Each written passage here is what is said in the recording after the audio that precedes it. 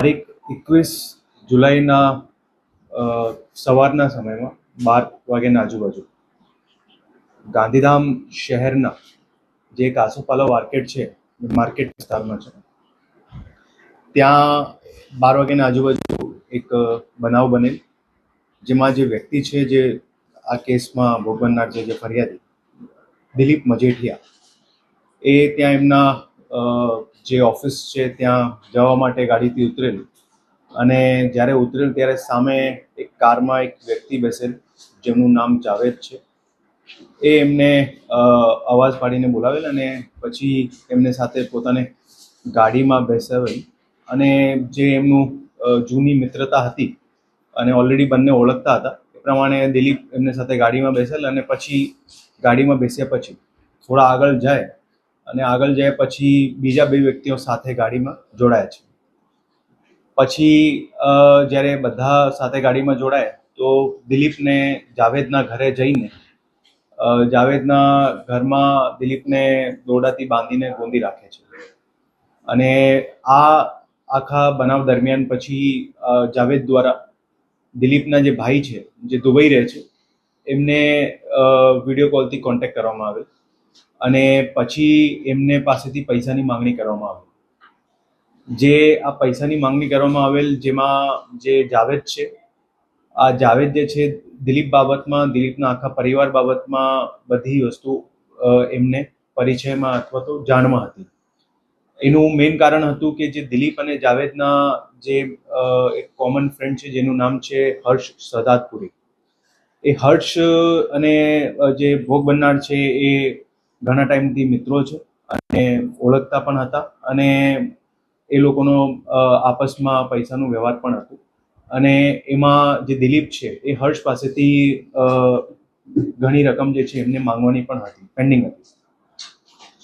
પછી જ્યારે જાવેદને ઘરે ત્યાં દિલીપને ગોંધી રાખે છે, ત્યારે જે એમને ભાઈ સાથે દુબઈથી જે વિડીયો કોલિંગથી કોન્ટેક્ટ થાય, ત્યારે એમને પાસેથી જે છે પૈસાની માંગણી કરવામાં આવે છે $, અને જે પૈસાની માંગણી કરવામાં આવે એ પૈસા જે છે એમને અલગ અલગ ઇલેક્ટ્રોનિક ટ્રાન્ઝેક્શનથી એ પૈસા આપવામાં પણ આવે છે જાવેદને. અને એ જ્યારે પૈસા આપવામાં આવે એના પછી દિલીપને જાવેદ દ્વારા એક ગાડીમાં ગાંધીધામના ઓસ્લો સર્કલ ત્યાં નજીકમાં એમને છોડી મૂકવામાં આવે છે. જ્યારે બનાવ બનેલ હતું, બનાવની જ્યારે પોલીસને જાણ થઈ, જ્યારે આ બધું ચાલતું હતું, ત્યારે તાત્કાલિક એ ડિવિઝન પોલીસ સ્ટેશનની ટીમ, LCBની ટીમ, અને ખાસ કરીને રેન્જ આઈજી શ્રી ચિરાગ કોરડિયા સરના માર્ગદર્શન હેઠળ અલગ અલગ ટીમો આમાં ગોઠવવામાં આવેલ હતી. અને તાત્કાલિક જે પ્રાથમિક માહિતી મળી એ મુજબ જે એમની શોપથી, યાની કે જે ઓફિસ હતી, ત્યાંથી જે એમને ગાડીમાં બેસાડવામાં આવેલો હતો, અને ત્યાંથી લઈને અલગ અલગ જેટલા એંગલ્સ હતા એ બધા અલગ અલગ ટીમ દ્વારા એમાં તપાસ કરવામાં આવતા હતા. અને મીનવાઇલ જે આપણે વાત કરી એમાં જ્યારે 12 વાગ્યાના આજુબાજુ એ ગાડીમાં બેઠ્યા અને લગભગ 2 કલાકમાં એમને પાછો ડ્રોપ કરવામાં આવેલો. પ્રાથમિક રીતે ફરિયાદી દ્વારા, કારણ કે જ્યારે તાત્કાલિક તાજેતરમાં બનાવ બનેલો જ હતો, તો જે પ્રાથમિક રીતે ફરિયાદી દ્વારા જે વસ્તુ જાણવામાં આવેલી એ પ્રમાણે ઇનિશિયલ એવી જાણ મળી હતી કે 20 લાખ રૂપિયા એમને આંગળીયાથી ટ્રાન્ઝેક્શન થઈ રહ્યું છે, અને એમાં ટ્રાન્ઝેક્શન થયું નથી પછી, કારણ કે દરેક જગ્યાએ જે છે પોલીસનો મૂવમેન્ટ ચાલતો હતો, એવી પ્રાથમિક વિગત હતી.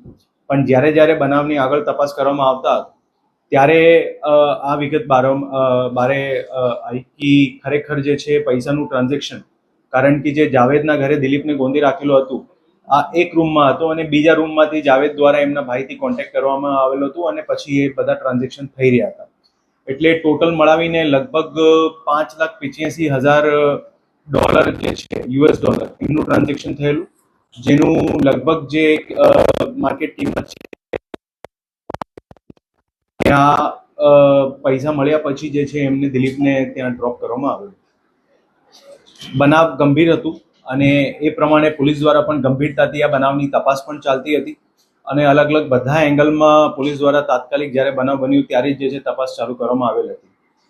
અને જે બનાવની વિગત અત્યાર સુધીમાં ધ્યાને આવેલ છે, જે કારણ શું હતું, કોણ કર્યું, આખી વસ્તુ, એમાં જે સૌથી મેઇન વસ્તુ છે કે આખી પ્લાનિંગ જે છે હર્ષ સદાતપુરી દ્વારા કરવામાં આવેલ હતી, જે દિલીપના મિત્ર પણ છે, અને લગભગ એમની બધી બાબતોમાં હર્ષ સદાતપુરીને ખબર હતી કે દિલીપનો પરિવાર શું છે, એમની એક્ટિવિટી શું છે, શું મૂવમેન્ટ હોય છે, બધી બાબતમાં. હર્ષ શહદાદપુરી જે છે એમના ઓલરેડી અલગ અલગ જગ્યાએથી ઘણા બધા દેનદારી છે પૈસાની, એટલે આની સાથે સાથે જાવેદને પણ જે છે એ મિત્ર હતા, એટલે હર્ષ અને જાવેદ અને એમની સાથે બીજા 2-3 લોકો એ બધા સાથે મળીને આ આખી બનાવની આખું કાવતરું જે છે એ લોકો દ્વારા રચવામાં આવેલું. અને એમાં જે હર્ષ દ્વારા પ્લાનિંગ હતી અને જે એક્ઝિક્યુશન હતું એ એક્ઝિક્યુશનમાં જાવેદને સાથે બીજા 2 લોકો, જેમાં એક રિઝવાન કરેન છે અને એક સોહેલ કરેન છે, એ લોકો દ્વારા એનું એક્ઝિક્યુશન કરવામાં આવેલું. અને જે હર્ષ છે એમને પૈસાની જરૂરત હતી, જે પ્રાથમિક રીતે જાણવા મળે છે, એના માટે અને એના કોઈ દેનદારી હોય તો એ દેનદારી પૂરી થઈ જાય એના માટે જાવેદ સાથે મળીને અને બીજા જે લોકો સાથે છે, જેમાં જાવેદના ભાઈ પણ છે, જે એક શબીર કરેન છે, જેમને પોલીસ દ્વારા ડિટેન કરવામાં આવેલો છે અને ઓલરેડી અરેસ્ટ કરવામાં આવેલું છે. અત્યાર સુધી આ બનાવમાં ટોટલ 7 લોકોને અરેસ્ટ કરવામાં આવેલા છે, જેમાં એક છે હર્ષ કિશોરભાઈ શહદાદપુરી, જે મેઇન પ્લાનર છે. એની સાથે સાથે એક રાજ ધનવાની, જે રાજ ધનવાની છે ઓલરેડી જૂના એમના વિરુદ્ધ સાયબર ક્રાઇમના પણ ઓફેન્સ દાખલ છે. રાજ ધનવાનીનું પણ આમાં રોલ છે કે જે ઓવરઓલ પૈસાનું ટ્રાન્ઝેક્શન થયું દુબઈથી, એમાં એમને કન્વર્ટ કરાવવામાં પ્લસ આ કઈ રીતે આખું કરવામાં એમાં જાવેદને શીખવવામાં પણ એમનું રોલ છે.